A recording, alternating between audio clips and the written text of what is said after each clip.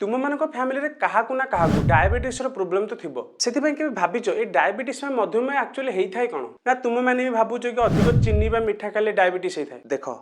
Actually मनुष्यर शरीर बहुत सारा सेल को लेकिन गठित होता है आउ से सेल मान प्रॉपर भाव काम करने एनर्जी दरकार होता है से जिते आम खाद्य खाऊे से खाद्य आम पेट को जावापर ग्लुकोज व सुगर में कन्वर्ट होता है यापर से ग्लुकोज को आम पेट रक्त को पठाई थाए आउ से रक्त रू सेल को जावाई ग्लुकोज को ग्लाइकोजन में कन्वर्ट होगा पड़े किंतु से ग्लुकोज ग्लाइकोजन में कन्वर्ट हो केमी आम पानक्रियाज रिलीज होता गोटे हॉर्मोन इंसुलिन साहाय्य किंतु जितेबाला मनुष्यर पानक्रियाज सठिक परिमाण में इंसुलिन रिलीज करन थाए सेतेबेले ग्लुकोज ग्लाइकोजन में कन्वर्ट हो पार न थाए जो आम ब्लड रे ग्लुकोज व सुगर मात्रा बढ़ी जाए आउ ताकू ही डायबिटीज बा मधुमेह बोली कहा जाए सेतिपे आपण माने देखिथिबे कि डायबिटीज पेशेंट इंसुलिन रो डोज नहीं थांती आउ जानछथि आम इंडिया को diabetes capital of the world कहा जाए काहेकि ना दुनिया रे अधिक डायबिटीज पेशेंट आम इंडिया ही अछंती आउ जदि तम मानकर बापा मां को डायबिटीज अछि ताले तम मान को डायबिटीज होबो बोली कंफर्म तो नुहो किंतु होबार रिस्क बहुत अछि सेतिपे जदि आपण माने चाहउछथि कि डायबिटीज हेछि कि नै जानिबे केमिति आउ डायबिटीज को ठीक केमिति करिवे ताहाले कमेंट बॉक्स रे डायबिटीज कमेंट करंतु मु यार नेक्स्ट पार्ट निश्चय नै आसीबी।